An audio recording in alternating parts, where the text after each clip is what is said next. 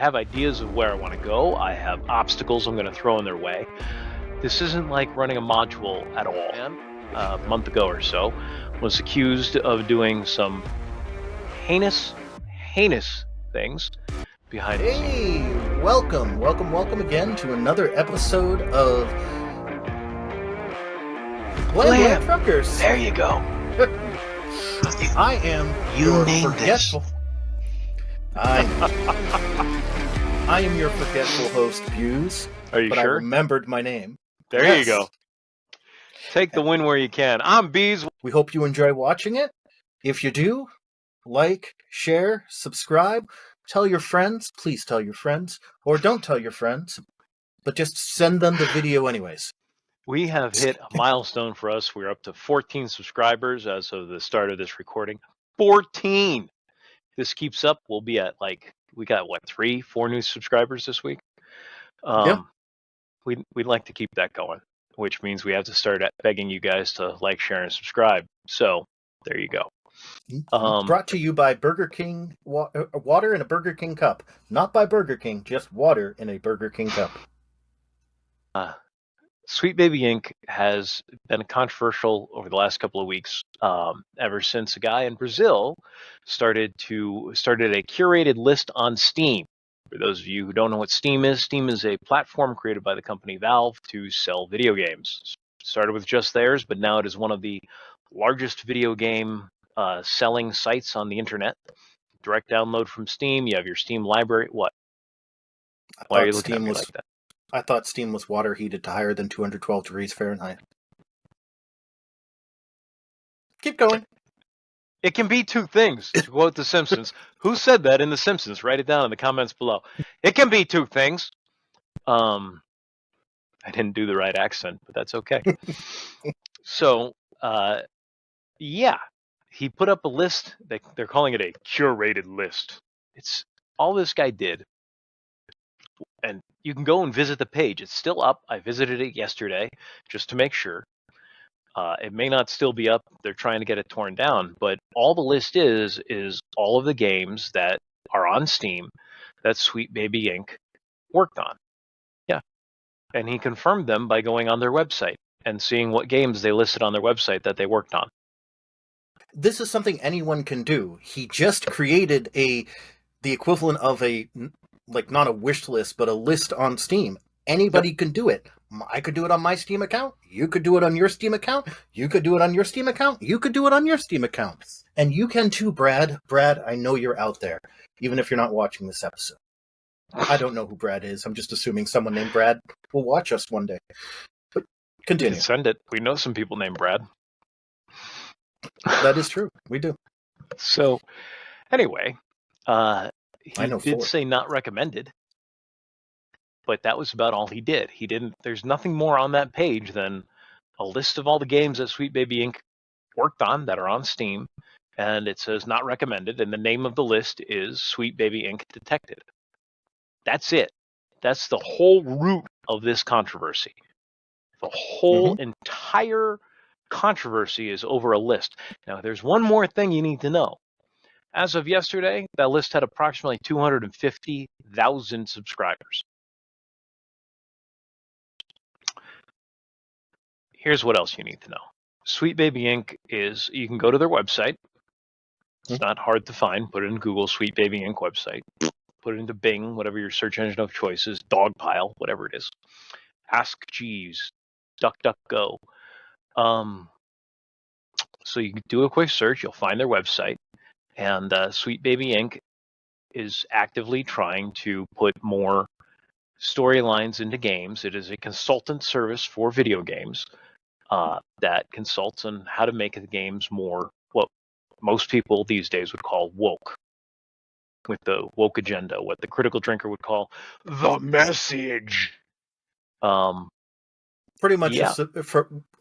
If you want to be more politically correct about it, a more severely progressive message. Yeah, pretty much. That's it. That's all it is.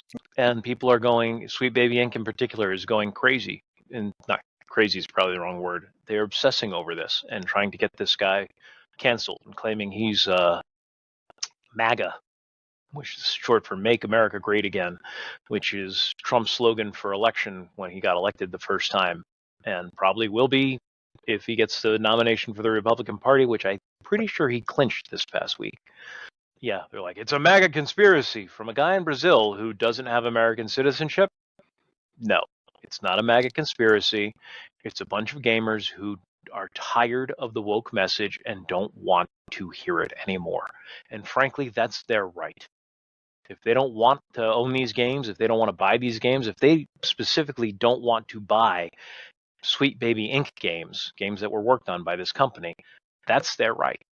That's your right too, all you truckers out there. It's also your right to say, I love Sweet Baby Inc. I love wokeness, and I want more of it in my life. So I'm going to buy, using the same list, I'm going to make sure to buy all of these games because I think Sweet Baby Inc. is wonderful, and I think wokeness is wonderful. And if that's how you feel, hey, it's your money, it's your life, go for it. If you don't want it, it's your money, it's your life, go for it. This is Buse and I are in America, land of the free, home of the brave, baby. If you don't want to buy something, you don't have to buy something. Yeah. And one of the biggest problems with this whole thing is a lot of more, I hesitate to say mainstream, but even some secondary outlets which a lot of people use for news, there's been a lot of coverage which, I hate to put it this way, but is not quite as honest about what Sweet Baby Inc. does. Because, like B said, you can go to their website and they talk about what they do, what their agenda is, and everything. And with the coverage on it, it's trying to say, oh, they're only consulting, they're only doing this. But one of the things is, some of the people who are working there, who are supposedly just consulting, have actual main writer credits on some of these games. That's true. And if you have a main writer credit, not even just a writing credit, but a main writer credit on a project, you're not just a consultant, you're part of forming the overall story. Unless you're from the state of Maine, in which case, why would they mention that in the credits? But, like, heck, Bees and I talk all the time about doing story writing and stuff like that. If we were the main writer, or even just a writer on the game, or on a story, you would think that we had some input. If you saw written by Bucephalus, you would think we'd have input on it. Why would I want my name on it if I didn't? Exactly.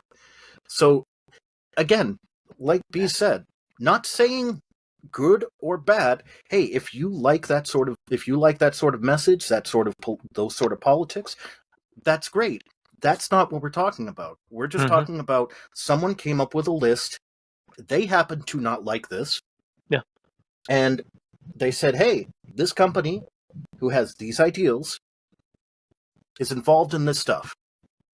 They didn't even say that much. They just said this company has consulted on these games, and I don't recommend them. And that's it. Lots of people put out lists of games. And, yeah, there's no need to hide it or have someone's post taken down for it. This isn't the Spanish Inquisition. No matter what you feel about, no matter what you feel about speech, free speech, or whatever, this isn't hate speech. This is nowhere close to hate speech by any definition. Nope. So there's no way that he broke any sort of terms of Steam's. He made a list. Something Steam encourages you to do because they know that gamers talk to gamers and they recommend games to each other, which they want them to do, so they buy more games, and then Steam gets a cut of how much they make. Like, there's a game that's both Buse and I play. It's free on Steam. It's called Endless Sky. It's entirely made by the fans, the guy who originally created it. He's still running it, but he lets people work on it, and what he likes, he puts into the game. And it's free. It's 100% free. They just had a big update a couple of days ago. I was putting together a list of games I like. Endless Sky would be on my list of games. Windward would be on my list of games. That's a $10 game on Steam. Cheap. Go take a look at it. It's a lot of fun. There's a learning curve, but it's one of those learning curves that goes up and then over. Like once you figure it out, you're at the top. You're good to go. Really enjoy that game. It's the fun stuff I like is the multiplayer stuff, and not a lot of people play it anymore, which is too bad. But there's all sorts of games that would be on my list. Star Wars Rebellion would be on my list, even though I'm not the biggest Star Wars fan anymore. That doesn't mean I don't still enjoy that game. And I'll tell you right now, Star Wars Rebellion is not a popular game. It wasn't popular when it came out. It was not LucasArts' best product by any stretch of the imagination. However, I like it a lot. I would recommend it to give it a try. It's dirt cheap on Steam because it came out in 97, or was it 98? Well, it could have been 96. I don't remember. No, it was. I want to say 98 to 99. I bought it soon after it came out, and I was in college. Yeah, because it was after I met you. Anyway, yeah, that was what I could have gotten, that or StarCraft for Christmas, and I wanted. I asked for that. So I was like 17 years old. And I was like, I don't have money for a game right now. I actually brought my Sega Genesis to college with me in 97, 98, whenever it was, because I didn't have the money to buy more games and keep up, and I didn't want to be distracted by video games at the time. You blinked out. Was that on purpose? That's Endless Sky. So we should probably call it a wrap soon, except now you're flying around. If we started doing video game playthroughs, I would love to see how you actually do a playthrough of Endless Sky. And by that I mean I would watch him, and like watching me watch him play would probably be one of the funniest things you could watch, because I'd be screaming at the screen, "No, don't do that. Go up to don't you know where the aliens are? You go up there and you do asteroid mining. That's the fastest way." I'm all about efficiency in gaming. I'm not all about efficiency. I'm mostly about efficiency in gaming. I keep losing my saved games. They're backed up on Steam now on the cloud. That supposedly is the case, but it is never the case for me. I have lost so many. Fair enough. That would explain why you're in one of the starter ships. Yeah. It's me all Big the updates time. for asteroid mining in the last couple of updates in Endless Sky. But yeah, Sweet Baby Inc., all this controversy is over a list a guy in Brazil posted, and they're trying to turn it into Gamergate 2.0. Like it's some big... Look, it's big that there's 250,000 followers of this list. It's big in that it shouldn't be big, because things that Sweet Baby Inc. tries to incorporate into games is not enjoyed by half the country. I think that's fair. Woke is on the very, very left of the left, the left-turn side of the left, and most of the country is in the middle, and about, in this country, in the United States, is about half on the right and half on the left. And yeah, that's... If woke is on the left and towards the left end of the left, then that means all these people to the right that are still left of center aren't necessarily going to like that. So that means not only is all the people on the right not going to like it, but the people who are right but still right of woke but left of center, if I can get all these words right, also aren't going to like it. And then the people who are in the middle, who don't affiliate with one party or another, aren't going to like being pulled a storyline that goes strongly to one side or the other, generally speaking. So yeah, less than half the country is going to appreciate that in their gaming. And there's a lot of conservatives who game. There's a lot of liberals who game. In fact, I think gaming is one of those things that goes right down the middle. I think it pulls people from both sides of the political spectrum, because most gaming is not about politics. It's about having a good time and solving puzzles or exploring or flight simulators or MMOs and hanging out with people, or what? Or stealing a car and running away from the cops, Or catching the guy who stole the car and is running away from the cops by being the cop. Or it's wargaming, or whatever it is. Gaming generally doesn't go down political lines. Not that people don't hold political opinions and game, but even when I'm in City of Heroes and somebody starts getting political in the general comments or even in a group, somebody always chimes in and says, "Look, whether I agree with you or not, I didn't come here to escape from reality just to have reality thrown in my face." That's how I feel when I'm gaming most of the time, unless I'm with somebody I know pretty well and we're having a serious conversation. But I don't log into a game or hop on a game to deal with reality. I do it to escape from reality. Same reason I watch a movie. I want to be away from this. So yeah, if Sweet Baby Inc. or the equivalent on the right is going to start throwing politics at me, I'm not going to buy their game. I'm not. Me personally, I don't want to hear the politics. I don't need my views, reaffirmed or challenged when I'm playing a video game. I just want my 20 minutes to an hour or so that I allocate at a time to game, most of the time, free of that, to escape reality and to just have some fun. It's like sports. You go outside and throw a baseball around with your buddy, or you go outside and I don't know, throw a frisbee, go bike riding, take a hike, do some weightlifting. You're not doing that to do politics. Sports are an escape from reality more than anything else for most of us. That's about it. So we will see all of you next episode. All right. Hopefully a few more. Welcome back to Blam Blam Truckers. That's right. I'm Bees. I'm Buse. Yeah, you sure are, buddy. And we are here to try and focus on what we like, what we enjoy, on the positive things in not just gaming, but geekdom in general. And today, we're going to be telling you about the WWE. The WWE. The WWE! Yeah. Current storyline. We're walking into the road to WrestleMania. The road is almost complete. But at the same time, there's some bad stuff happening behind the scenes that I think is important to cover. So Vince McMahon, a month ago or so, was accused of doing some heinous things behind the scenes. And we have so far, up to this point, only heard one side of the story, his accuser's side of the story. And I just wanted to take a moment and remind everybody that we've only heard one side of the story.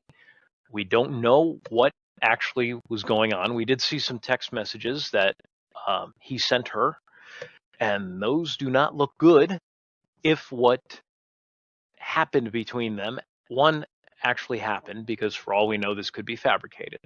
I don't think it's fabricated. It doesn't seem to be fabricated, but if they can show that it's fabricated, we don't know. We haven't heard the other side yet.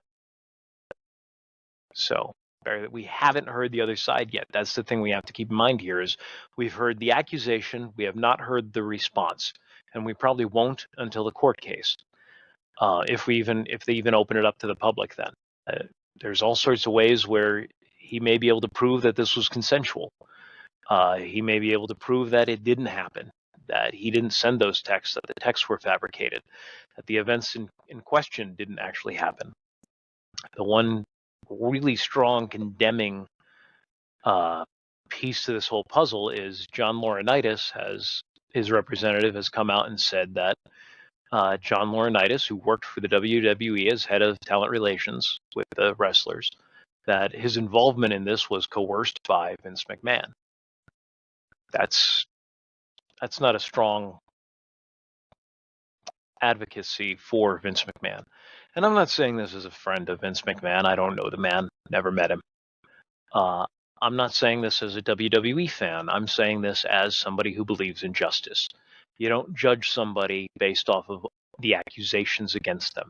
You judge someone based off of what can be proven as fact. And you always go and listen to both sides of the story. All you truckers out there, I hope you're open-minded enough to listen to both sides of the story. Because right now we've just got accusations. And that's, I can't condemn someone from a one-sided story. What do you say, Views? Yeah, I pretty much agree with it. I don't know much about this particular story, but Oh, it's awful. all I do know is this, that when it comes to anything, the court of public opinion is not an actual court. No, and it's a horrible just, place to try and prove yourself.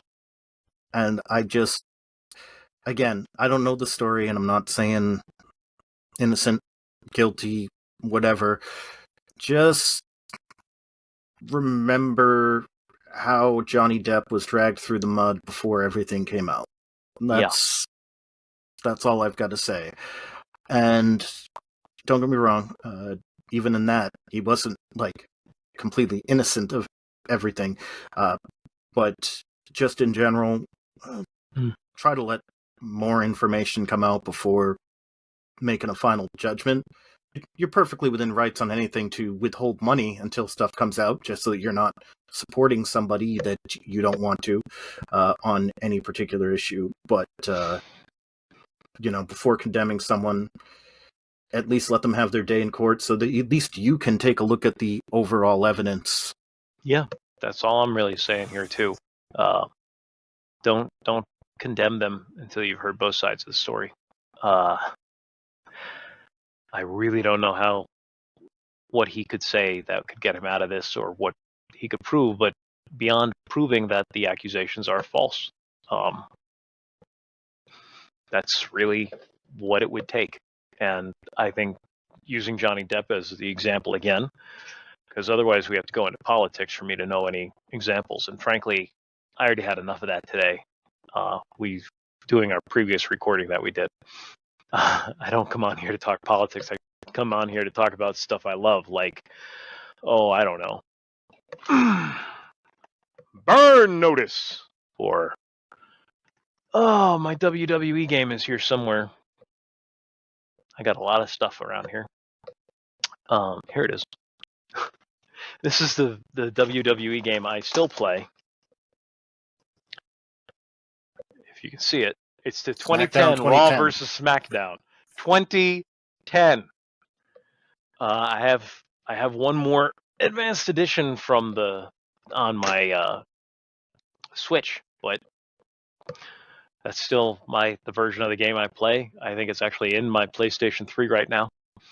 I haven't played it in a few months, but I really enjoyed that game. Yeah, it was 14 years ago now. Yeah. Anyway, keep an open mind. We haven't heard his side of the story yet. He said it's not true. That's all his lawyers have come out and said, is that he denies all accusations. So Vince McMahon has not always been clean in the past. This woman did have an NDA with a company, non-disclosure agreement. So clearly there was something they didn't want her talking about, but an NDA could cover all sorts of things, including just work secrets. Most people who sign an NDA isn't for anything.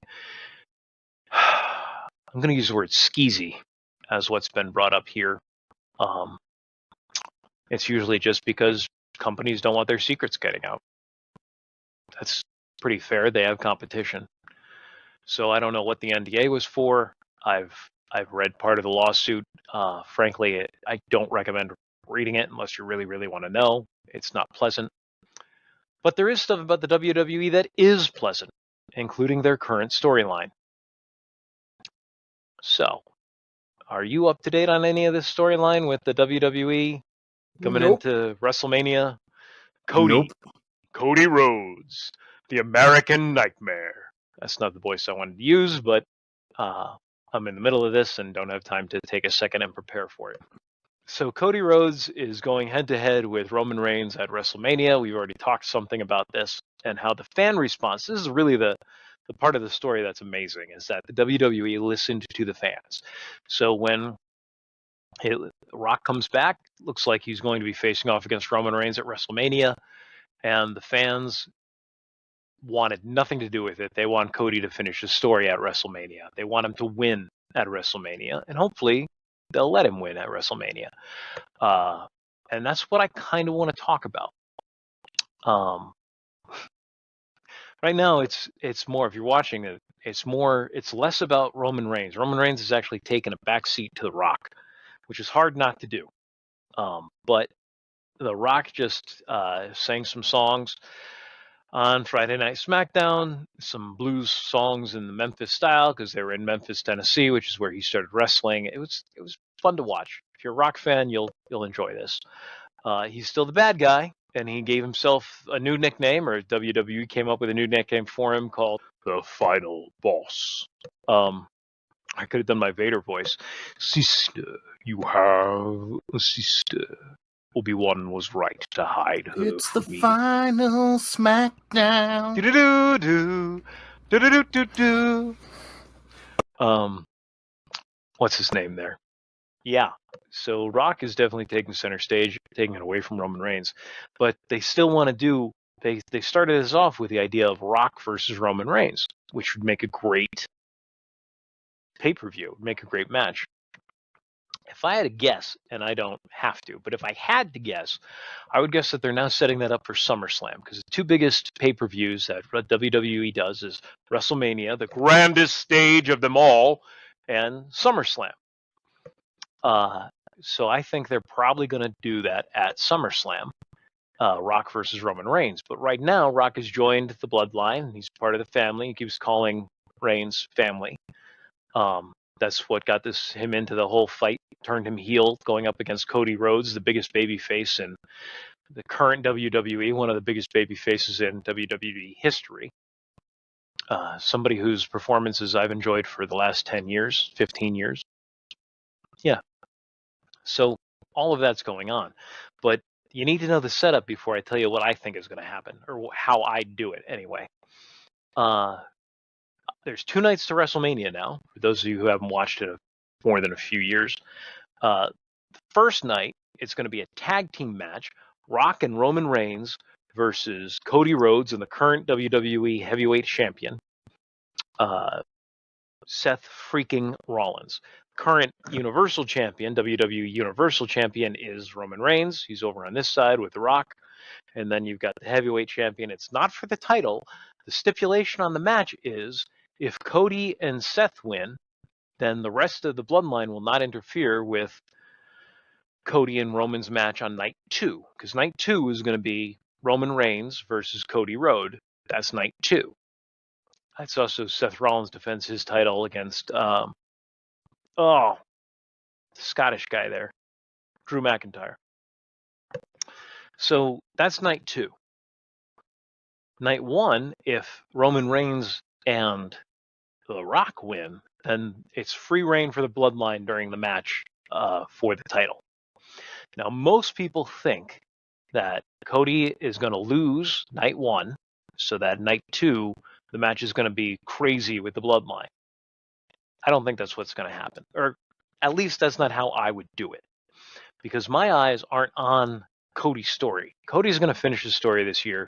We all know it's scripted. Unless there's an injury, Cody's going to beat Roman. He's going to get the title. It's time for Roman to put his title away.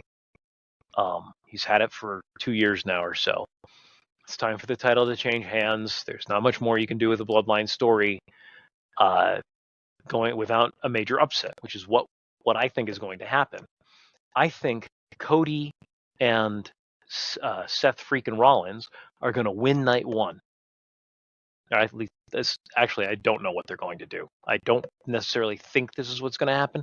This is just what I would do. So, Cody and Seth freaking Rollins win night 1. Reigns is the biggest heel right now in the WWE. The man keeps his title at all costs. So even though he's agreed to the stipulations of the match for night 1, that the stipulations for the match of night 1 will affect night 2, as the head of the family, he's going to tell the rest of the bloodline, I don't care what we agreed to. You guys are going to come in and help me beat Cody Rhodes on night 2. And Rock is going to have a problem with that. and it's going to split the bloodline because Rock gave his word. It wasn't just Roman Reigns' word. It was Rock and Roman Reigns' word. And that will start the feud. If I was writing this, that will start the feud that culminates in a match at SummerSlam down the road. Is Roman Reigns is not fit to be at the head of the table, the leader of the bloodline. And it's that match, I think they're going to lose. Roman Reigns and Rock are going to lose that match. And then he's going to send in the Solo and whichever Uso, I forget if it's Jey Uso or Jimmy Uso who's with him off the top of my head. But one of the Usos is with the bloodline and one of them left the bloodline. He's going to send in Solo and the Uso that's still with him to interfere in the match. And when he does that, Rock is not going to like it because Rock gave his word. And that would allow us to quickly turn Rock back to a babyface, to a good guy, because now he's defending his honor, his word. He's defending his family from the corruption of Roman Reigns. And that would be the storyline I would use to lead into SummerSlam. So we're setting it up now at WrestleMania in April for SummerSlam, which is in July or August. I forget off the top of my head. What do you think, Buse? You like what I'm doing there? Or? Sure. Yeah. Did you follow what I said there, or yes. Did it not make enough sense? It did make sense. Yes. Okay. I followed enough of it, but when it comes to wrestling, a lot of it's just like, okay. It's been a long time since Buse has followed the WWE, and with their rebranding to be more kid-friendly, I don't blame him because he doesn't have a kid, and I don't have a kid, or do you have a kid? You holding out on me, buddy? Not that I'm aware of. WWE is a lot of fun to watch right now. The storylines they're doing are getting better. They're not where I think they should be. These guys get 5 hours of television. It's more than 5 now. You got NXT. These guys get 6 to 7 hours of I forget how much it is. 6 to 7 hours of television a night. Most TV writers would kill for that kind of, not kill, would love to get that kind of time. The stories they could be telling, the story from what they've told in the past, the way they've done storytelling in the past, because it's entertainment. All of this is entertainment, and some of the amazing stories have been told through wrestling. It's the home of, it's the current home of American melodrama is wrestling, and they've got the opportunity to tell great stories, and they're starting to do that. This whole Cody Rhodes thing that's been going on for the last 2 years, the Bloodline storyline that's been going on longer than that, they really have something. They're really starting to some of their storylines are starting to get very good, and I'd love to see them become amazing. If you guys, anybody at the WWE is listening to this and would like to hear some story pitches, I've always got story pitches for everything. And if I don't have a story pitch for you off the top of my head, which is a very rare thing indeed if I don't, give me a week and I'll have something amazing for you. I should do my Transformers thing out here at some point. So, anything you want to add to the story here? Anything you want to jump in and chime in with? I can jump in with the people's elbow? I have no idea. No. You want to do the rap again? No, it's quite all right. It is one of our better videos. Fair enough. But I only take risks for copyright strikes, every once in a while. I do it all the time. Yeah. Start taking a look at some of these clips if you can find a minute. I think you'd really enjoy them, especially the Rock singing. He's not the best singer in the world. I understand why he's not a professional singer, especially now that he's, 55? Pushing 60? Hey. He's had more songs on, the Billboard Top 40 than either of us ever will. Well, I don't know if that's true, but certainly more than either of us have had up to this point. Of course, one would be more than either of us have had up to this point. I think You're Welcome made it up there at one point. So. Oh, yeah. And he did a great job with You're Welcome, but this was live. This wasn't in any way. It didn't seem to be, sound edited at the time. yeah, he did a good job. The songs were, well, a little obvious, but because it's about WrestleMania, um, they were enjoyable. It was a fun time. The insults back and forth, and then the pathos that Cody is bringing, because Cody is bringing. He's pretty serious about this. He's treating this seriously, and The Rock, while treating it seriously, also being The Rock, has a joking attitude about it, and so he's taunting, he's teasing. I don't think he's brought back the whole "it doesn't matter what you think," but he's brought back a bunch of his catchphrases. Yeah, it's a really fun. It's enjoyable. If you've been out of wrestling for a while, you might want to jump back in. All right. Good. Should I do my standard? It's number 2. Go for it. My plea, my request. Please, if anyone out there in Blam Blam Truckerland, after you like, share, and subscribe, please, if you know David Zaslav or anyone over at the WB, I'd love to pitch a movie for them for their DC storylines, for their superhero movies. I've got some great ideas. Yeah, starting with fiscal responsibility, because I've said it on here before and I'll say it again because we're talking about The Rock.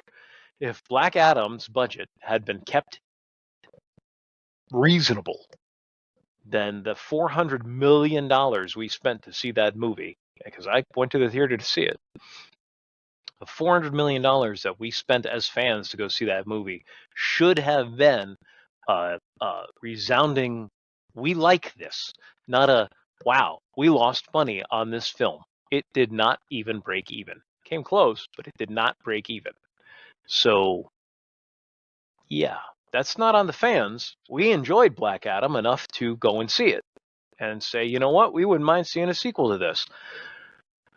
It's the budget that stopped it from being a success, not the fans. So, fiscal responsibility in filmmaking. That's one of the things I'm all about. You want to walk us out of here, or is that good enough? Yeah. Say goodbye to the truckers, Buzz. Goodbye, everybody. You have turned into an episode of Blam Blam Truckers. I mean, I know you might not think you turned into one. You're more tuned into it as opposed to turned into it. Because you don't look like an episode of Blam Blam Truckers. I think I look like an episode of Blam Blam Truckers. Well, you do, but I'm talking to the audience. Oh! I was all confussed. I understand. But yes, you've tuned into Blam Blam Truckers.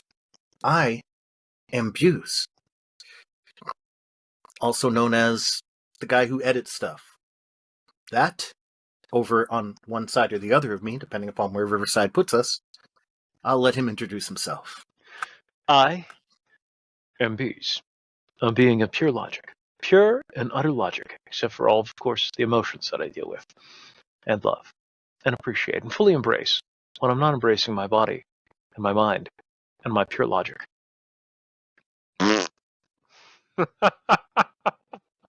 Infinite diversity and infinite combinations. So, could have sworn you started doing Shatner for a minute. I don't know what I was doing to be. Am Buse. It wasn't a walking pause. It must have been a Shatner pause, which I would find appropriate because today we're talking about Star Trek. Star Trek, yes, Star Trek. Star Trek, the greatest show I watched when I was watching only Star Trek, which was, you know, I don't usually watch 2 shows at once. I understand. Star Trek, where most people know their science fiction from. I was going to toss it off to you, but you've left your chair. You can't leave the captain's chair unless you're addressing the monitor screen. Haven't you been watching Star Trek? Where's your collar pip jacket? Somewhere else. But fair enough. I will give you my insignia. There we go. There you go. You going to start booting up either Endless Sky or Star Trek Online or something, just in case we swap over? You feel like swapping it in? So we'll see. There's a rumor last week that I just heard about that Paramount is looking to sell itself. Now, I heard that rumor a while back, and it looks like Skydance might be buying them or in negotiations to buy them, but I also heard that the WB, Warner Brothers, is looking to just buy Star Trek, not Paramount Plus or Paramount or CBS or whatever they're calling themselves, just Star Trek. And that is intriguing. Now, it may not be true, may not happen, may be true and not happen. We don't know. But that's interesting because the WB, Warner Brothers, they just want Star Trek. I wonder if they have anything planned. The other rumor I heard in conjunction to this, and I don't have any Hollywood spies or anything, though if you are in Hollywood and would like to be a spy and get your message out to 14 subscribers, that's right, 14 subscribers, through us, feel free to contact us. We're nice people. Well, mostly. I should probably get an email address for us. Yeah. We've been talking about it for about 8 months. Probably a good idea. 8 months and 14 subscribers. That's more than one subscriber per month. Yeah. Here we go. Well, that's how long we've been recording, not how long we've been broadcasting. This is true. Hey, you got to get the kinks out of the system. Mm-hmm. So the other rumor I heard, and from trade magazines, is that Alex Kurtzman, the head of Secret Hideout, wants to be bought out of his Star Trek contract. He no longer wants to make Star Trek. So, I thought it would be a good idea to cover a little bit of history here about Star Trek, and then get into the geeky part of it, which is speculation. If not speculation of what they are going to do, speculation of what we would do. Because that's what every geek wants to talk about, is what they would do with their favorite fandom. Of course. Right, Buse? See? Of course. So, a little bit of history here. 2009. Wasn't that just me last week with Avatar? Come on. That was last week? I can't count that high. That's right. I can't count to one. So, back in 2009, which is 15 years ago, we got our first taste of what is commonly called New Trek. And New Trek is also known as Abrams Trek or Kurtzman Trek. What happened is J.J. Abrams and Alex Kurtzman made the movie Star Trek, which came out in 2009, the one with Chris Pine, not the one with William Shatner. Or Chris Pine. But it did have Leonard Nimoy. It did. It had Leonard Nimoy. And what's the name of the other guy who played Spock? Zachary Quinto. So we've had like 5 different people play Spock at this point, so. And I can't even count to one. That's why we got views here to count to 5 for me. So, Zachary Quinto playing Spock. That's one, and one more Spock on screen at the same time. Yes. 2. Maybe it's only been 3. Why would it have been 3 at the same time? Oh, not at the same time. I'm just thinking 3 different Spocks. Leonard Nimoy, Zachary Quinto, Ethan Peck.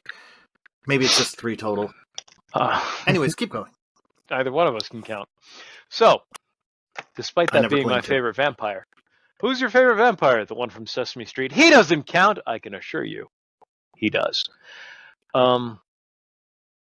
Yeah, so in 2009, they if you haven't seen the movie yet, this is 15 years old, I'm giving you a spoiler for. Spock, Leonard Nimoy, goes back in time, changes the timeline. So all of New Trek is on this new timeline. They did that behind the scenes because when they got the contract to make the new Trek, when they agreed to do it, everything had to be 70% different, at least 70% different from, or 75 or whatever it was. I haven't read the contract. It's not open for the public. But this was reported that there has to be difference between old Trek and new Trek. And so Alex Kurtzman and J.J. Abrams made 2009 Star Trek. They worked together on Into Darkness, I believe was the sequel. Star Trek Into Darkness, and then Star Trek Beyond. Yeah. New Trek, Wrath of Khan. That's what number 2 was.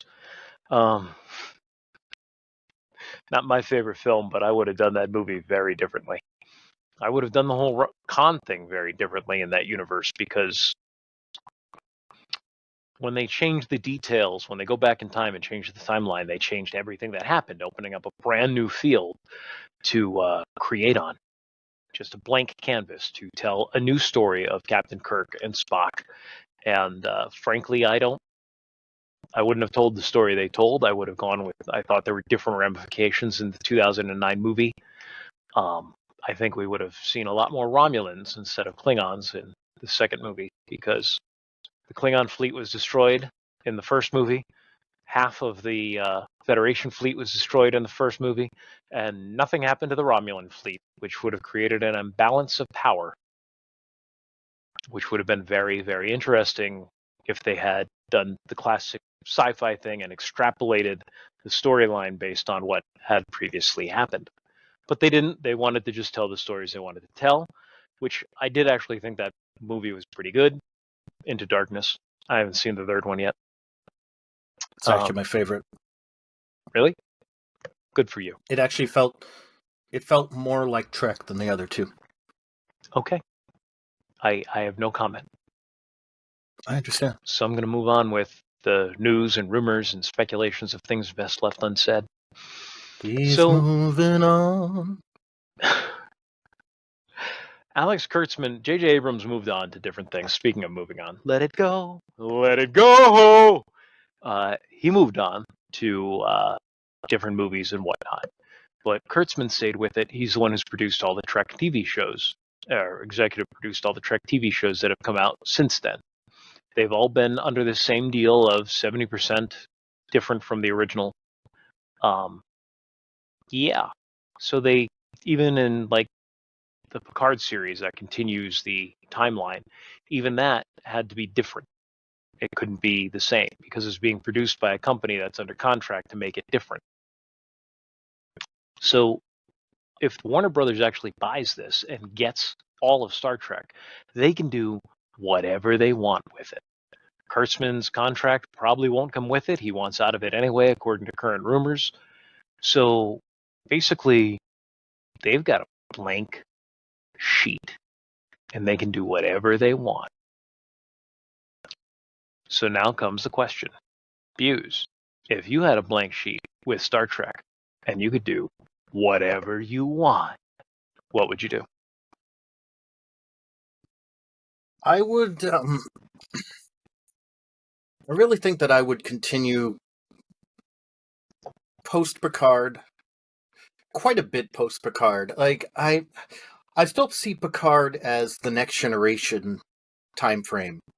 And what I consider the next generation time frame is everything from TNG, Deep Space Nine, Voyager, the next gen movies, Lower Decks, and then Picard, because it's still the same overall time frame. Now, don't get me wrong, Picard gives us kind of like a slightly darker future, which leads into Discovery's dark future.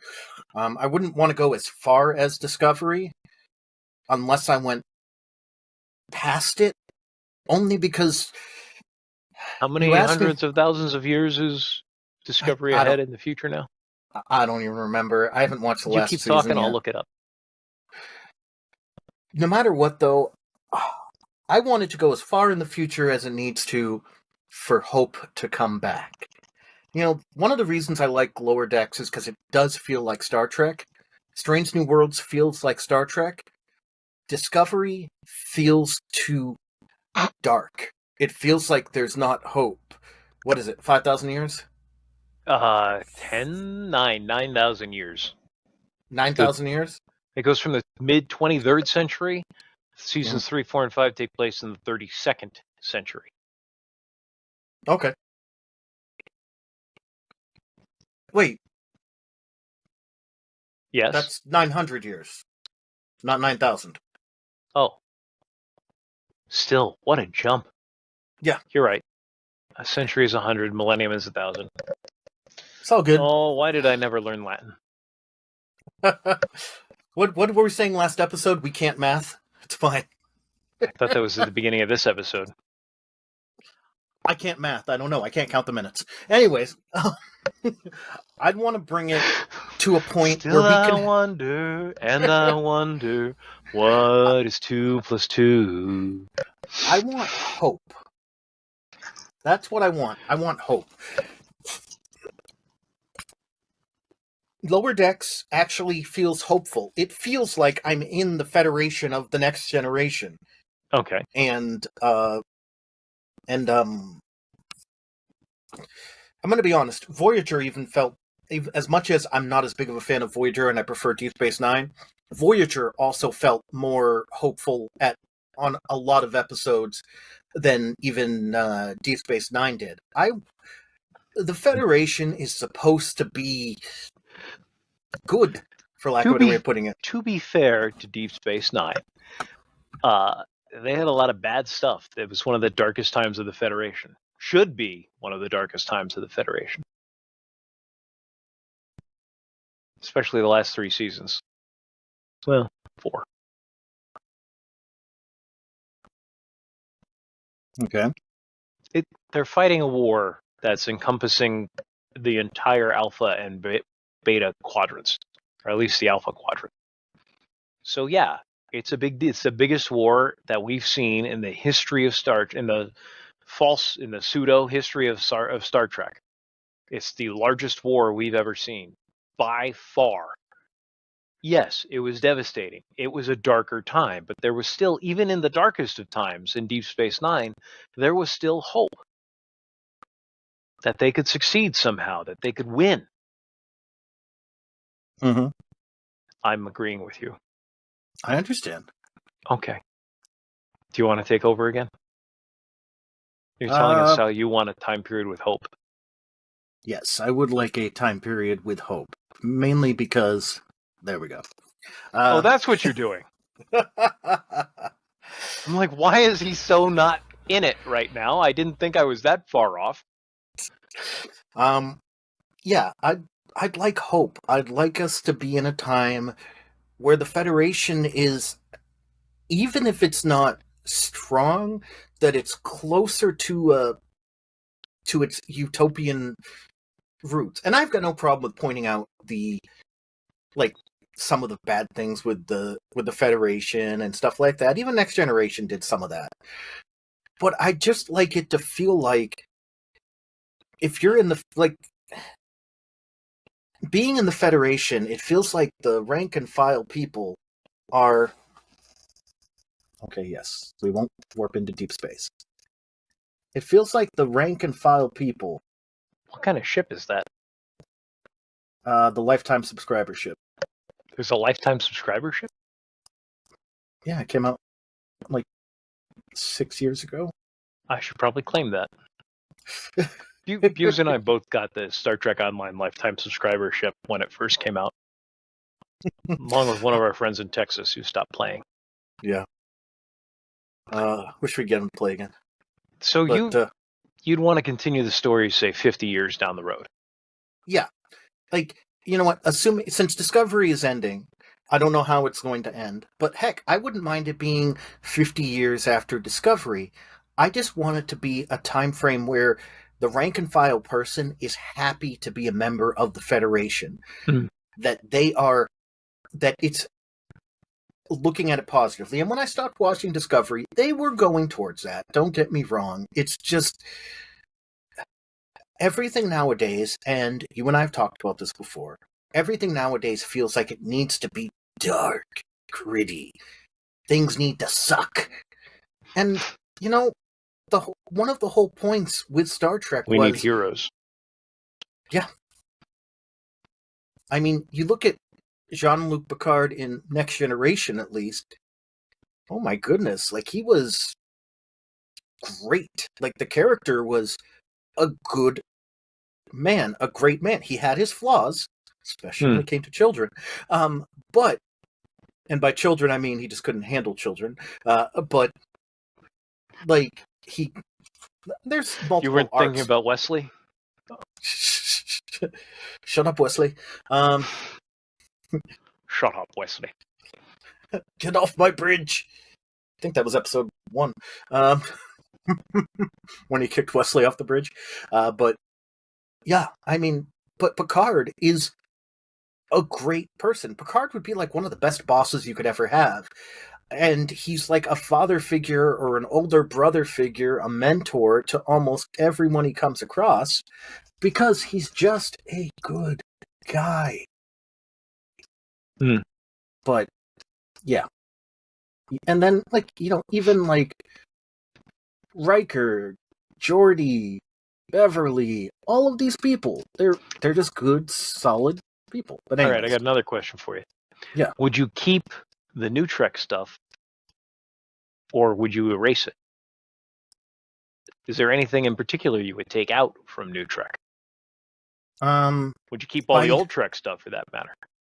when you say new Trek, like I understand what you're saying. Don't get me wrong, but according to Paramount CBS, the shows that are out now, they're in the same timeline as Next Generation and stuff like that. It is not a branch off.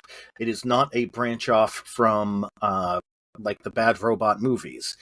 So yeah, I keep them. They are part of the timeline in my mind. Yes, some stuff doesn't fit, but heck, we've ran into that even before this, even before New Trek. We ran into some stuff that just didn't quite fit. So Anything okay you'd ignore in particular? I don't know. As fun as it was to watch some of the Gorn stuff, meh, with Strange New Worlds. How about the But mushroom drive? I'm okay with it existing because, and I think that's one of the reasons why they jumped to the future, is because of that. Pretty much it was hidden in the past, Section 31 type thing. And then once they get to the future, it doesn't matter. What about Section 31? Would you keep that? Oh, yeah. I like Section 31. Especially because anything that really happens that's like a Starfleet intelligence secret project, like Pegasus, any of that can be explained easily under Section 31, which I think they did in some of the books. They put Pegasus under Section 31. Do you have any... You know what I mean by Pegasus, right? Yeah, the cloaking project. The absolutely unnecessary cloaking project. What would you change? Or what would you do if you had Trek? See, I'm of two schools on this. As a writer, I want to go one of two different ways. One, I'd get rid of almost all of New Trek. I've not been impressed with it.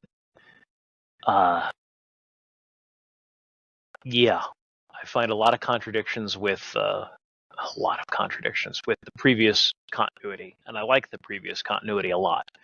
So I'd be tempted to just go 50 years in the future, like you, and start showing some of the ramifications of things that have happened, because there's three main powers in the Alpha and Bravo quadrants, or Beta quadrants. There's three major powers. There's the Federation, the Romulans, and the Klingons. Those have been the three major powers. And one of the things I didn't like about Deep Space Nine was, and to a lesser degree, what's the name of that? Not the Next Generation, though. There was problem there. You didn't see it as much in the Next Generation, but in Star Trek: The Undiscovered Country. When did that come out, by the way? Was Next Generation already on the air when 6 came out? I think it was, but I'm not sure. Next Generation came out after 4. Okay, yeah. So in Star Trek: The Undiscovered Country, we find out that the Klingons have lost the capacity to produce enough dilithium crystals to power their ships. And the treaty, the Kittimore Accords, for Star Trek 6, one of the key things about the Kittimore Accords is the Federation is going to be supplying them with dilithium crystals from now on, that they're going to help them become self-sufficient again, rather than letting the Empire die, which is what Kirk wanted to do. If you guys watched the movie. I'm not giving you a spoiler for a movie that's like 25, 30 years old. I guess I am technically giving you a spoiler for it, but come on, it's an old movie. If you're a Trekkie, you already know this. And that was something that was never really built upon enough in, like Deep Space Nine ignores it, but Deep Space Nine ignores a lot of smaller details in service to the story. But when the the Klingons declare war on the Federation, I was like, why are they doing this? How are they going to fight them if they get all their fuel from the Federation?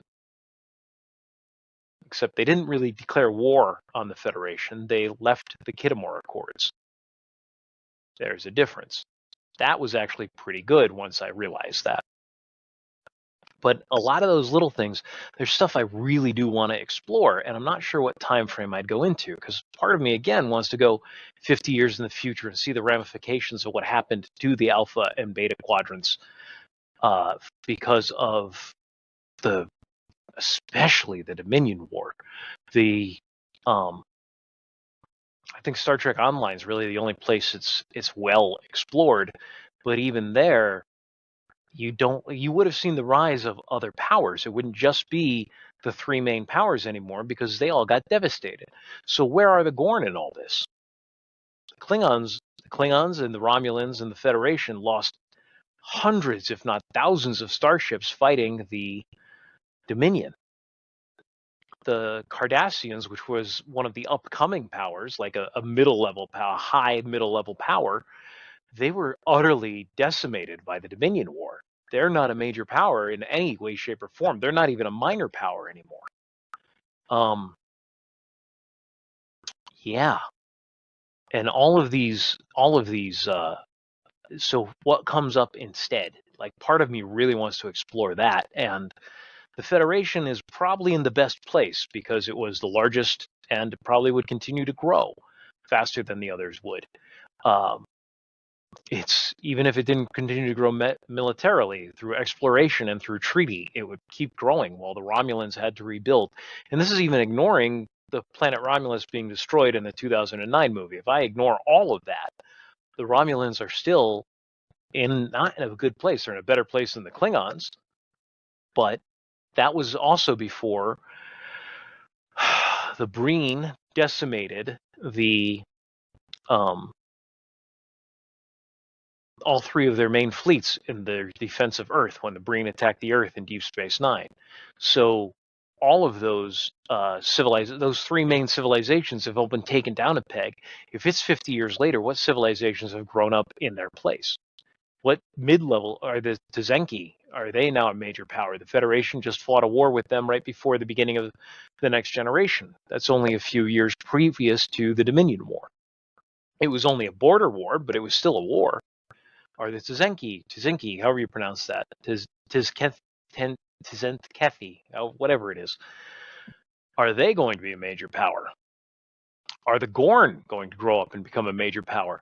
How does the loss of so many ships to Starfleet impact the Orion Syndicate, which is the criminal syndicate that's going on?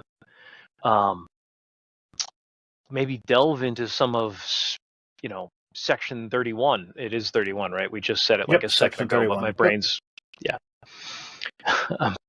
You use a different part of your brain to create than you do to remember stuff. And another part to talk. So I'm creating while talking and trying to get my facts straight. And it's all going pretty well, all things considered. So that's one thing I would like to explore. And which, does somebody leave the Federation? Was there a crisis? What storyline can I put together? Are the Gorn, who were a major medium-sized power prior to the next generation, are they on the verge of becoming a major power, or are they now one of the major powers with the Federation? Has the Romulan Empire had to shrink? Or if not shrink, then deal with some of its subject races that we never hear much of anything about? How are the Klingons faring? Are they still masters of their empire? Did they finally join the Federation? Have the Cardassians joined the Federation, which I think is the most likely scenario. But I'd like to part of me wants to take from where we left it with all those socio-political things and build from there into a new world of something people can enjoy that extrapolates off of where we left off. That's one thing I'd like to do. The other pitch I'd be making would be wipe it clean and start over. Fresh start. Just wipe it clean and start over. Start with Captain Kirk. Start with Spock. just retell the whole thing in a new and different way, with none of the old baggage, none of the old storyline. You start all over, and you explore everything that they had in the original storyline. So, in the original series, I mean, you've got the 4 main races for the Federation.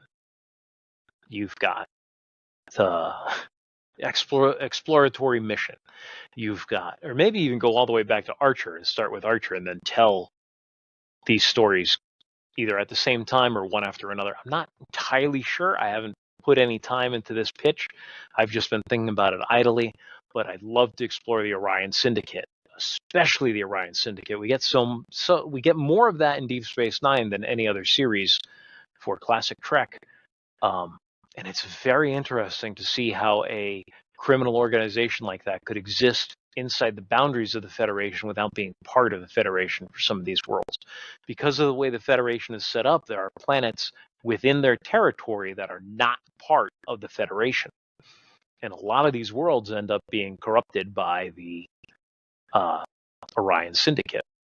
And then the whole, like they explored this in Enterprise, but the whole dynamic between Orion slave girls and their masters, and how they use pheromones to slowly take over to mind control to some degree, influence. Whatever word you want to use here, how they become to take over their masters, how they become the true masters in the relationship. That could be a great storyline. There's a lot of, if I was doing this as a RPG, that would be something I'd like to do. But I'm much more interested in taking it from where they left off. But I also want to get rid of a lot of the contradictions, a lot of the storylines that the truth of the matter is, New Trek, even for those people who love it, like Buse, is not making the kind of money that it should be making.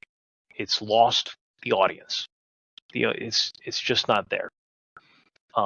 A lot of people have left Star Trek because of New Trek, and that's what it is.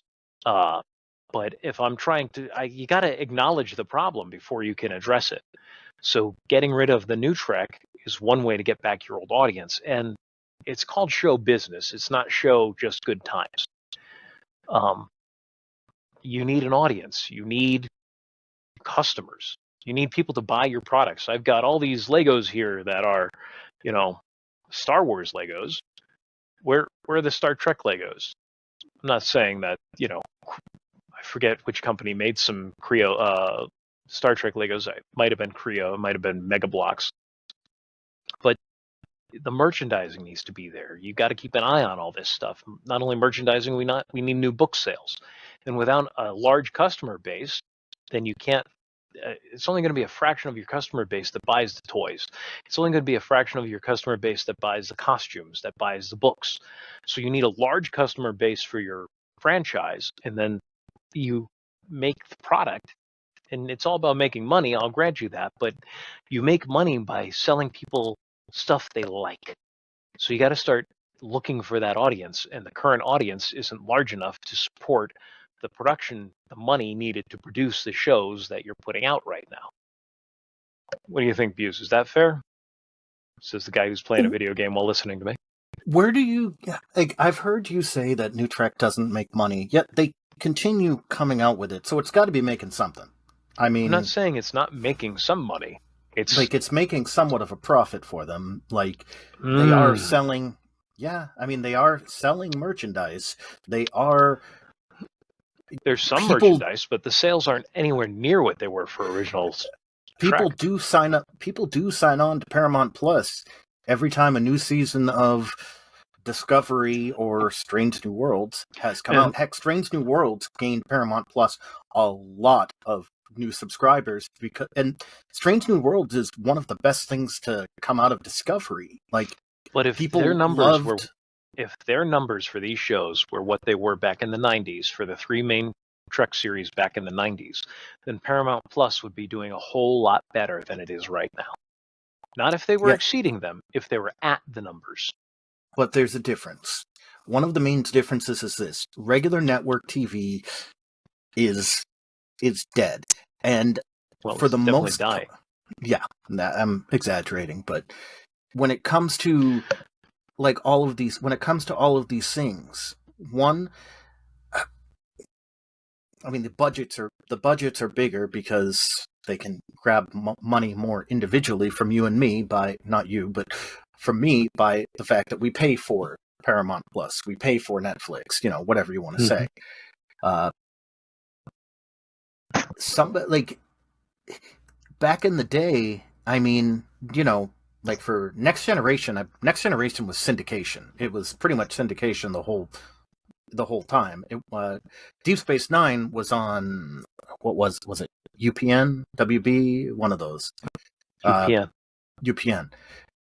But Next Generation was done in syndication. I mean, I remember I watched it on my local TV station, which was not an actual. It was not a network station.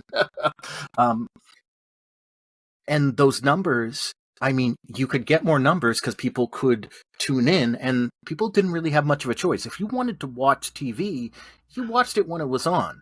Even if you were recording it, you recorded it when it was on. There was less choice. Now we have a ton of choices. Yes, that's true. I will give you that. Yes, if it had those numbers, Paramount Plus would be up there, whatever. But it can't get those numbers. It's almost impossible. Get those numbers with a good story. It could get those numbers with a fantastic story. It could not get those numbers with a good story. Listen. Because okay, I'm going to be using some. These are not hard statistics, truckers. They're not. If you look at what's it called? What was that average movie that made $1.5 billion there? Oh, Mission Impossible 2. It's a good movie. Have you seen it, Buse? Mission Impossible 2? Not Mission Impossible 2. Top Gun 2. Okay, I was going to say Mission Impossible 2. That was the John Woo one. That did not do that well. Okay, Top Gun 2. Money. Top Gun 2. It almost canceled the franchise, but yeah. Well, Star Trek the Motion Picture almost canceled the franchise.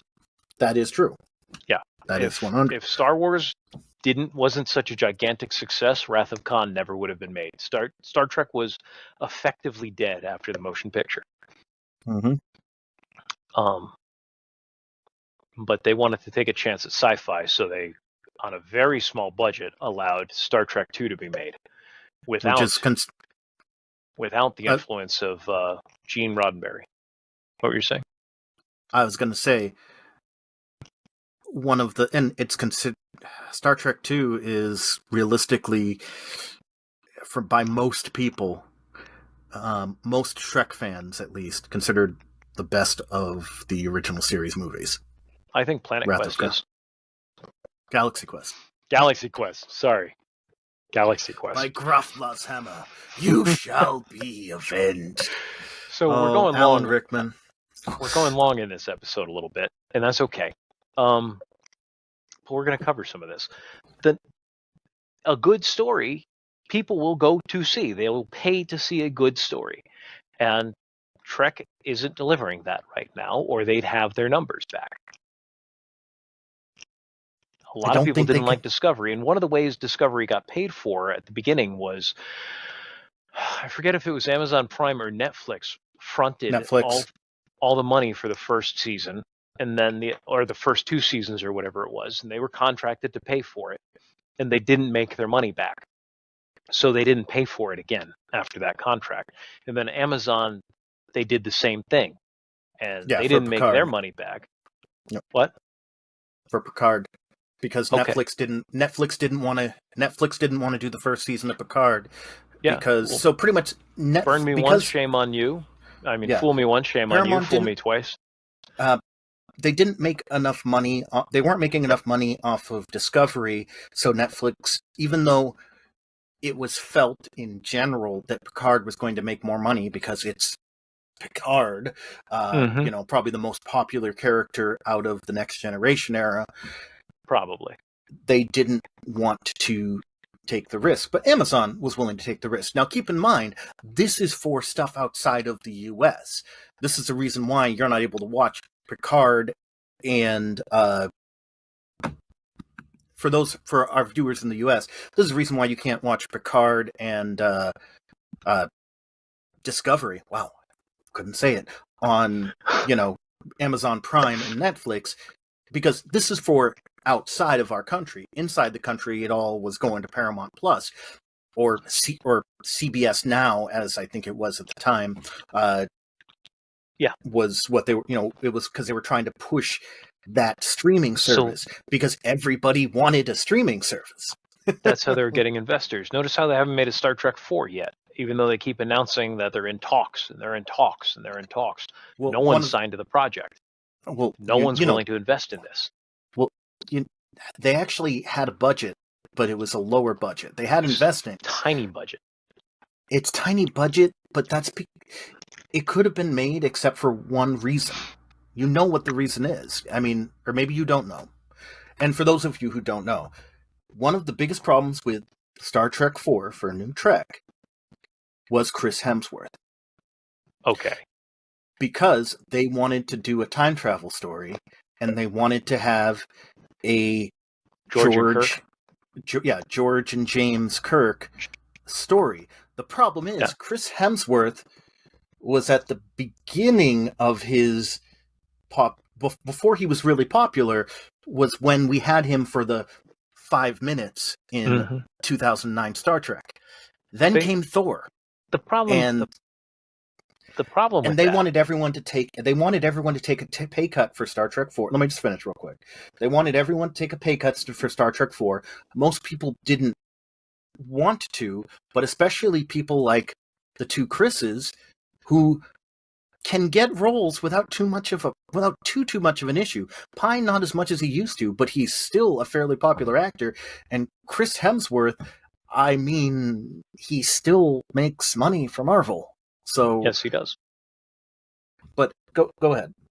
The problem with that is there's been a couple of different movies they've floated over the years, and they can't get funding for them because people don't want to invest in Star Trek because it's not making the returns. That's why I say they've lost their audience, which is what we're talking about. They are getting investors. Like, I know you're not probably trying not to say they can't get investors. You're trying to say they can't get as much money as they want, because they are able to get investors. They just can't get enough of a budget to get the movie. They can get investors, they can get a budget, but they can't get it as high, because even though I personally liked Star Trek Beyond, it didn't do as well, even though me and others, although, we're obviously not in the majority, felt it out of the new Treks. It felt the most like Star Trek. It might not be everyone's favorite, but a lot of people felt that. But there were a lot of people who didn't.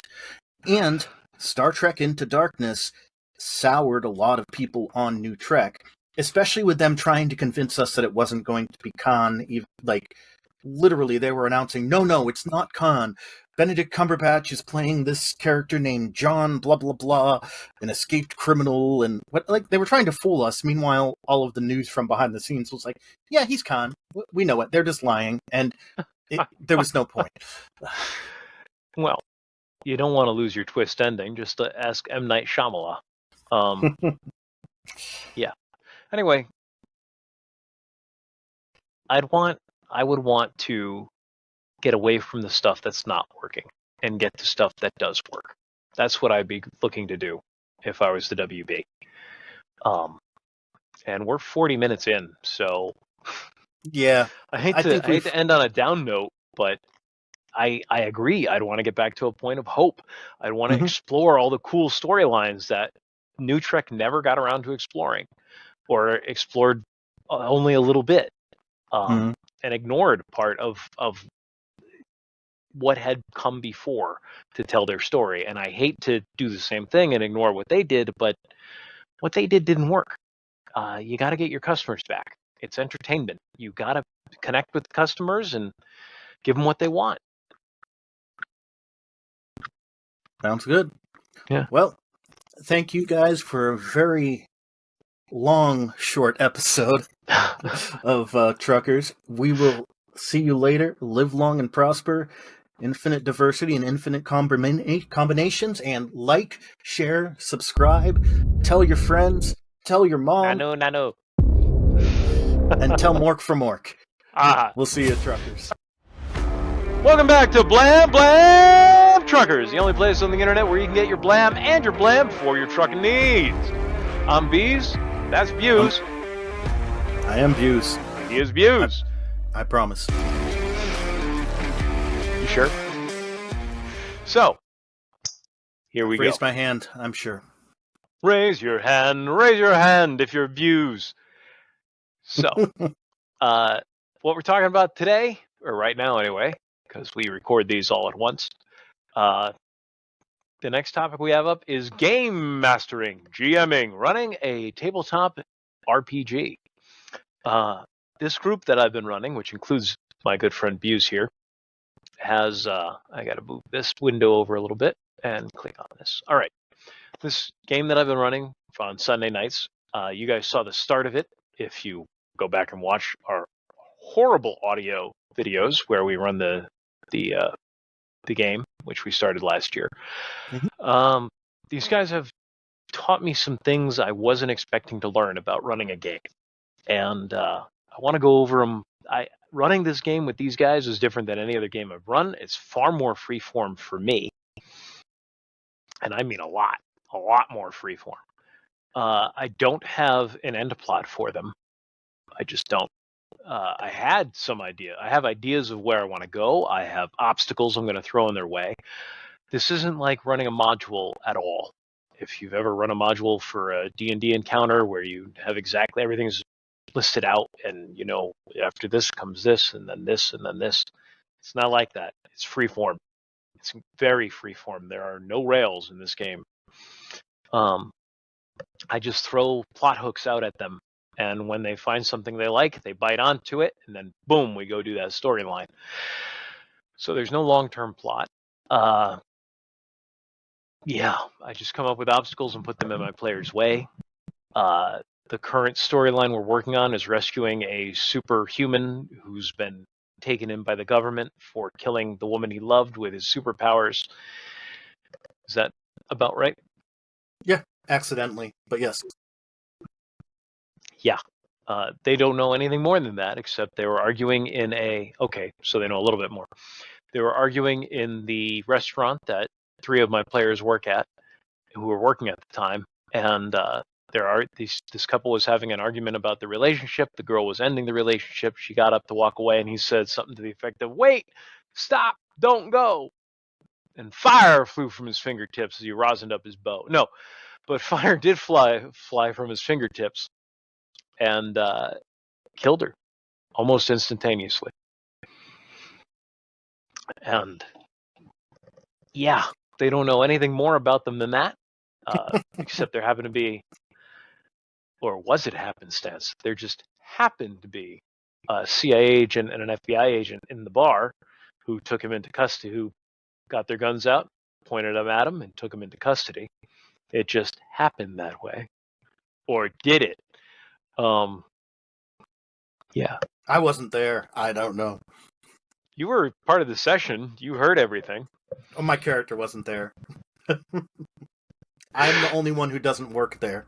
Yeah, because he's wanted by the cops. Which is probably good, because if I'd been working that night. Yeah. So I have a suggestion for you guys. If you're out there GMing,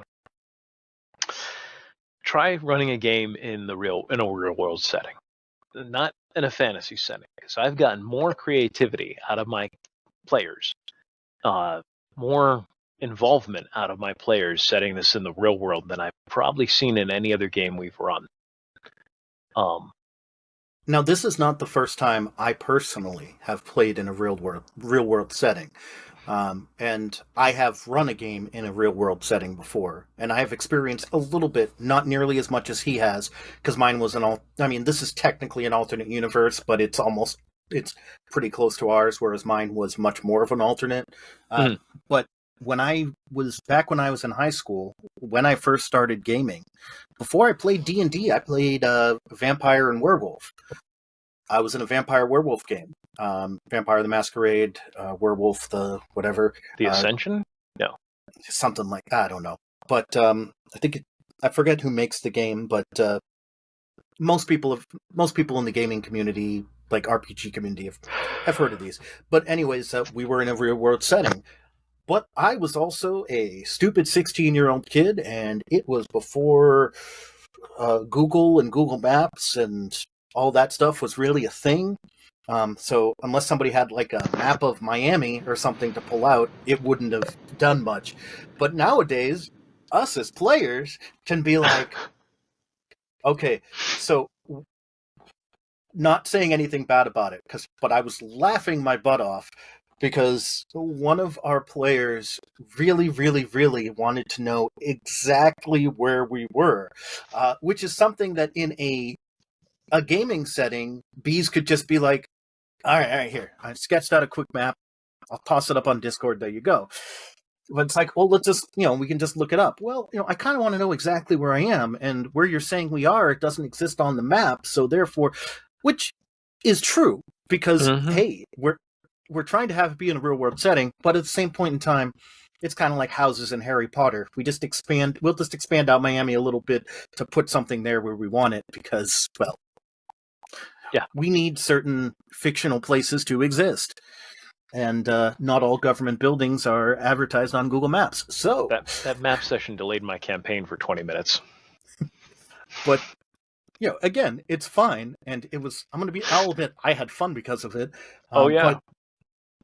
But stuff like that, playing in a real world setting, it lets your players do stuff, and especially adult players. Because I can tell you, one of the people who games with us is a medical professional. And so when stuff happens, this person is able to better help bees understand what would actually happen in a real world situation because of it. Again, it's great. Some of us have different knowledge, different real world knowledge. So it's like, okay, well, I think the difficulty would be high because of this. And we're like, nah, not really, because, hey, we do this for jobs, and this is like one of the easiest things in the world. And even learning about it, just because some stuff all three of us do, but or all four of us do, but Bees doesn't, we're all like, no, and Bees is like, I've never heard of that before. So it is very much a... So they have bodegas down in Miami, and I've never been to a bodega. And in New York, and in Boston, and in... I'm not disagreeing with you. I know. I don't have a need to go to a bodega. I have a Walmart nearby. And it's more than a corner store. I've been to corner stores. I've been to gas station quickie marts. But apparently a bodega is more than all of these things, and less in some ways. But yeah, I think I don't know. I didn't know what a bodega was in last time I heard the term bodega was in foreign settings and historical foreign settings with So meanwhile, I hear bodega every time I watch How I Met Your Mother, Seinfeld, because it's just a common thing for shows that take place in the city. The corner bodega, or the bodega downstairs, or the bodega across the street from where I work. But again, Bees doesn't. I don't live in a big city. Doesn't live in a big city and doesn't watch the same type of stuff that we do. It's just not something that he was exposed to as much, which is fine. I've spent a good deal of time in Boston, Hartford, Providence, New York, a little bit of time in Philly, and I've never needed to go to a bodega. So yeah, your players, when you try it out in a real world setting, you'd be surprised how involved they get. Like getting involved in that map. Like for one of my players, it suddenly made it real, and I realized he's the only player I hadn't done this with yet, because with Crenshaw, I ran solo adventures with the other three of my four players. So it was John, our player John. That's his character name. So he didn't have time to run a solo adventure with me. But as you guys know, because you got to see the one I did with Buse, we sat down and figured out roughly where we were and got a rough idea of where things were happening in Miami. with Crenshaw. We figured out we did a little bit of map work, but not a lot because he didn't get into it as much as I did. Okay. And then with Fiona, I did more map work than she wanted me to do because I'm like, okay, so there's like I'm doing research. Like it feels. I'm not saying I could go down into Miami, to the part of Miami that we know, and walk around and know exactly where I am or anything like that. But if I know some landmarks now in Miami from running this game, like I went through, I did my internet search and I found all the casinos in Miami. I found out that gambling is legal in Miami, but only certain kinds of gambling. So there's not just gambling at the Indian casino, but there's gambling casinos inside the city itself that don't have the same range of games that the Indian casino has over on, I can't remember the name of the tribe, but I know where that Indian casino is. I know what they offer as far as activities go, or did offer a couple of months ago when I looked it up. I know what they offer in June of 2023, which is where our game is set, or when our game is set. Yeah. And we typically only get to between 1 to 2 days per session. If that.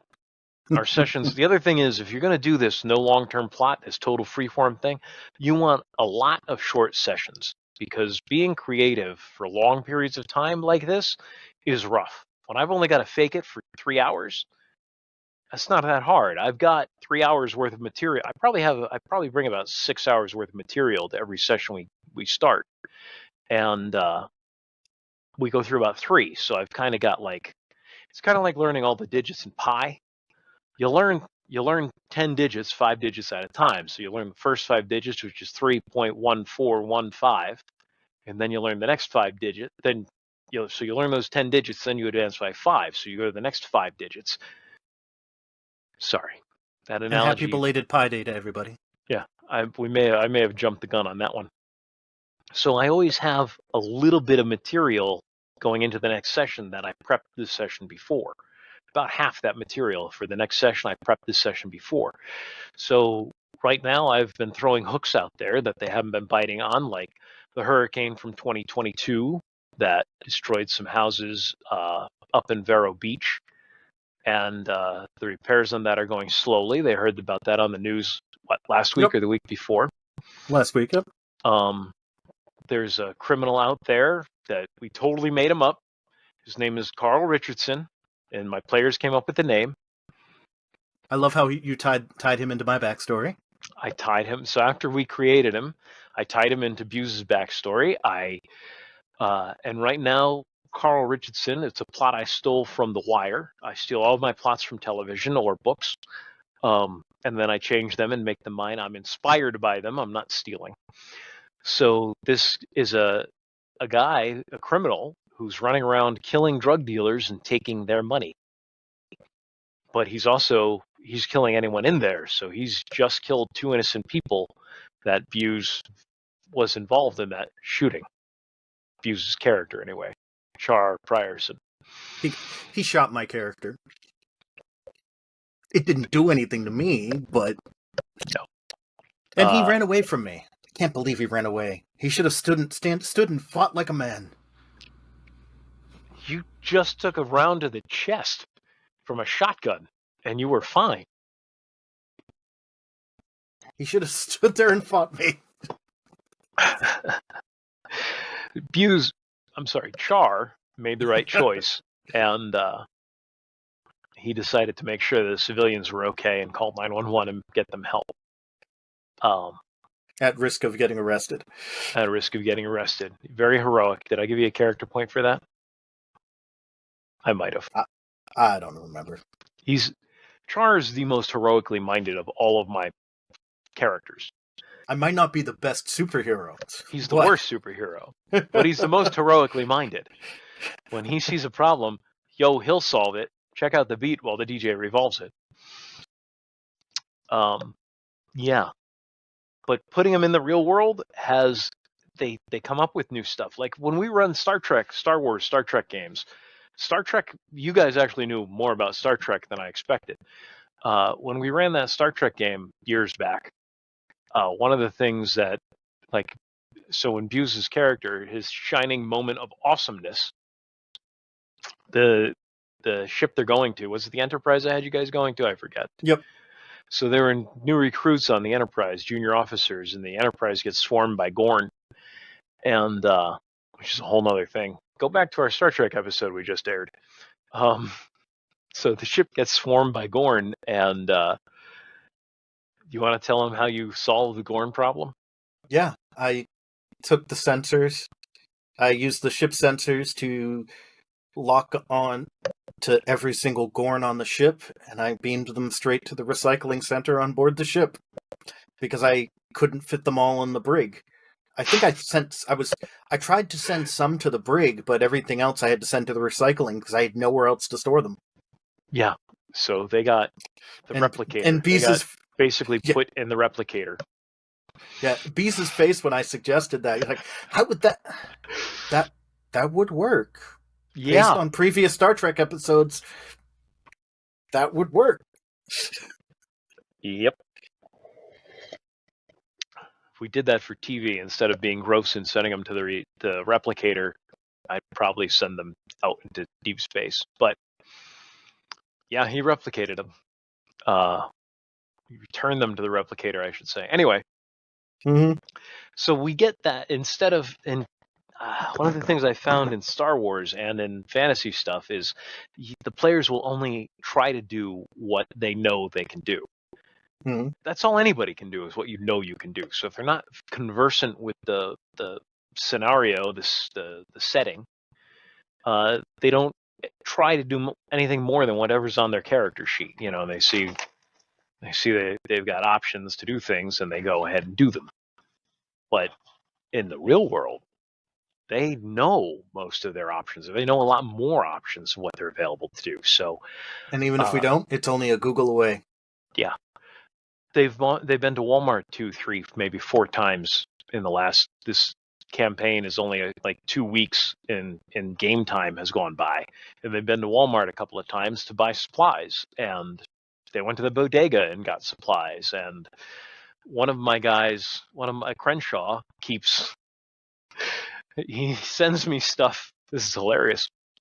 He sends me stuff that's current on in Miami right now, on sale for Facebook Marketplace. Oh, Facebook Marketplace. Yep. Yeah, or Craigslist. And he's buying that, and I'm like, okay, whatever. Guys, figure out how much it would cost in real life, and that's what it's going to cost you right now. You know, it's not like they're trying to buy a car or anything that they'd have to set up. Not yet, anyway. They come up with solutions. When the way I phrased it in the notes is my players come up with solutions that aren't on their character sheets. So they don't solve everything with a fireball. There's that old expression, if you only have a hammer, every problem looks like a nail. Well, by taking them out of the fantasy world and putting them in the real world, they've got more than just the tools that are on their sheet now. And it's opened up brand new and amazing storylines. Crenshaw, again, just posted. So I created on the Discord page that we're doing this on, I created a forum called In Character Posts. And because Buse came up with this, he came up with Hero Watch, which is, he just wrote this up and he's like, use it, don't use it, I don't know, but I had to write this. So after his whole escapade as a giant, because he grew up to 42 feet tall or whatever it was, and chased down these kidnappers, I guess. They're not really it's more complicated. So he chases them down and rescues these girls and causes all sorts of damage to the neighborhood, but luckily doesn't kill anyone. So he writes up somebody else's perspective of what happened, another character's, a non-player character's perspective of what happened. I posted it right up there. I made the forum, posted it right up there, and said, you guys are welcome to post in character posts on here. And he came up with a website called HeroWatch.com, where the heroes are watching, or they're watching the heroes and what's going on, so people could report. We've done a few in character posts on there, and then last week Crenshaw did a post, which do I have it up? Yes, I do. In character post. This was hilarious. And he goes, where is it? I am the Scarlet. I'm going to read it to you guys. I am the Scarlet Begonia. I represent a collective of superheroes. We are reaching out to other supers. The government knows we exist and are imprisoning and experimenting on us.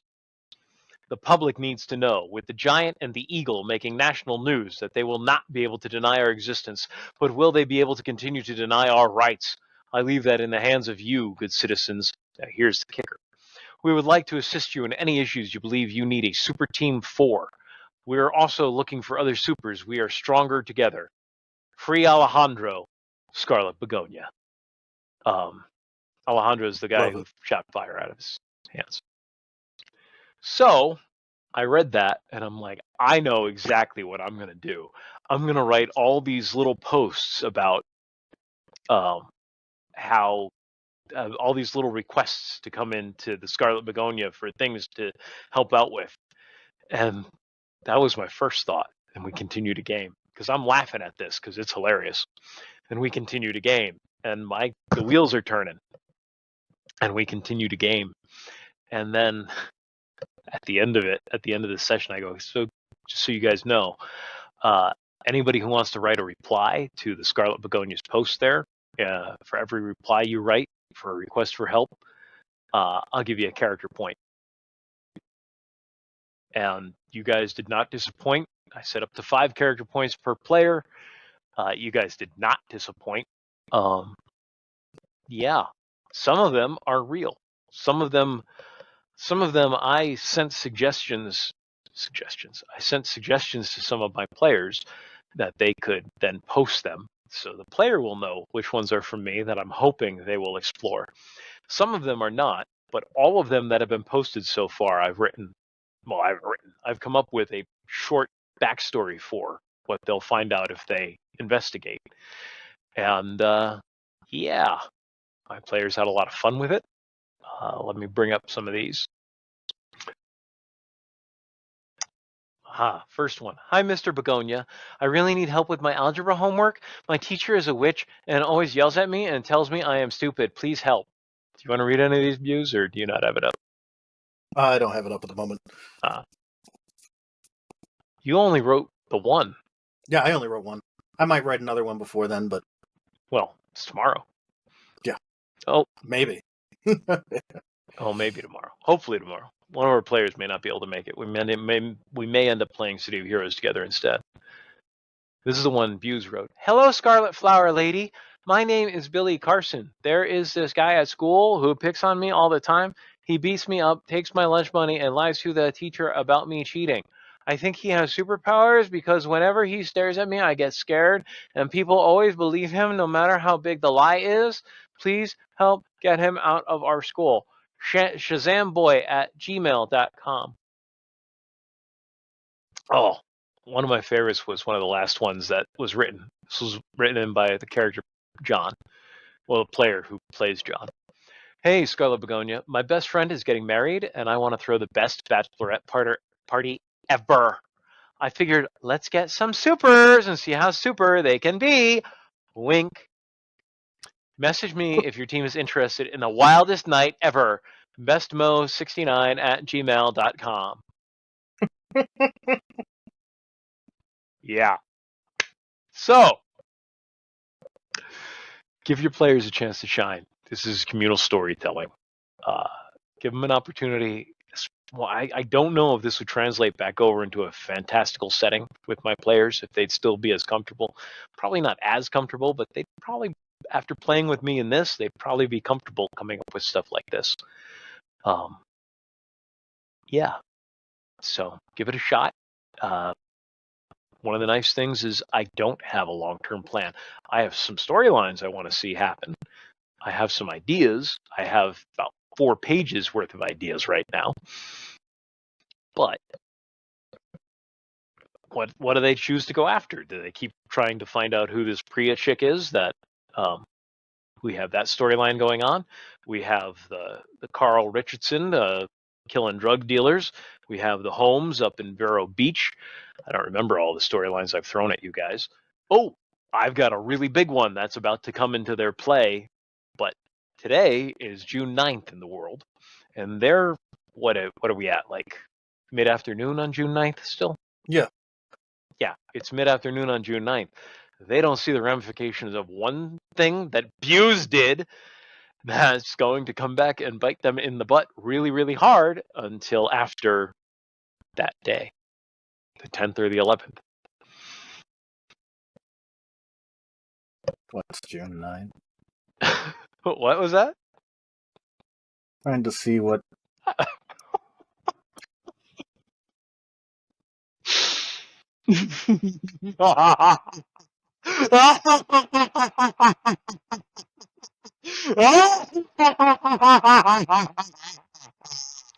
I No, it's. love being a turtle. I just looked up what day June 9th is. It's a Friday. It's getting close to end of day Friday. Is it what I think it is? I don't know what you think it is, but probably not. Oh. What do you think Nope. it is? Isn't it about to be the 2-week anniversary? Like, I gave the captain until that Friday to do the promotion. Oh, you did, didn't you? Yeah. No, it's not that. But now I have to write that down because I'm going to see what happens with that. I mean, the guy's already in enough trouble, so. That's true. So for those of you who have been watching from the beginning, if you watched like my game, the cop who tried to catch me and who I gave a hard time to, he has become a larger part of our story, and he hates my character, or if not hates my character, I've caused him a lot of grief in his personal and professional life. Yeah. Not entirely purposely, but not entirely accidentally either. If you go back and watch that episode, the first one where we meet Larry McCooperson, Officer Larry McCooperson, I didn't have a name for him. I had to make something up because he was literally a random encounter roll. I rolled some dice, those dice right there. I rolled a couple of dice, and I'm like, okay, a cop's going to pull him over for driving erratically on a road south of Miami, on a major road, on a major highway south of Miami, in a Lamborghini. And he's driving like he's never drove a stick before because he's never drove a stick before. And that character, who was just a throwaway cop, has become one of their main contacts with the police force. That's the kind of freeform I'm talking about here. Mm-hmm. It's a fun game. We have a lot of fun together. I mean, yes. But overall, like, this group off and on has been. I mean, I met all of these people roughly at the same time. Well, no, except for John. John I met a year later, but roughly I've met all these people at the same time that I met Bees. We've all been friends for about the same amount of time. And yeah, we've been gaming pretty much since then. I ran a game back in college that everybody was in, multiple games back in college everyone was involved in. Beast ran some games back in college we were all involved in. Mine were a lot worse. I wouldn't say that, but we had some disagreements as player to GM, but I was a brand new GM and I was learning the ropes. So yes, my games were a lot worse. But I learned, and now they're very good. You gotta take a step out there and actually try and do this. Anniversary of Char's ultimatum to the police. Was it the commissioner? I think so, yeah. Chief, something like that. He was above captain because... Good enough. Just got to remember that before I start the game tomorrow night, if we play tomorrow night on our Sunday night game. Today we're recording on Saturday this week. So give it a shot. Try out new things. Don't be afraid to come up with stuff on the fly. Give your players tasks and have fun. Mm-hmm. Anything you want to add? Well, as I've said before, last time we talked about paper and pencil RPG stuff, it doesn't matter how old you are. Anywhere from 13 to 99, and even beyond that. Get together with a group of people, find your local gaming shop, try it out. Especially when it comes to like D&D games and stuff like that, there's a lot of games out there that are friendly to new characters, new players coming in, showing you the ropes. It's a lot of fun, and even as an adult, it can stretch your imagination. If you happen to be younger, it's a nice way to get to know people. Again, some friend, like I said, like the group of people I'm gaming with right now, we've known each other for over 2 decades and still game together. Quarter of a century. Quarter of a century. Most of our lives. Over half of our lives. Yeah, and it's a great way to get to know people.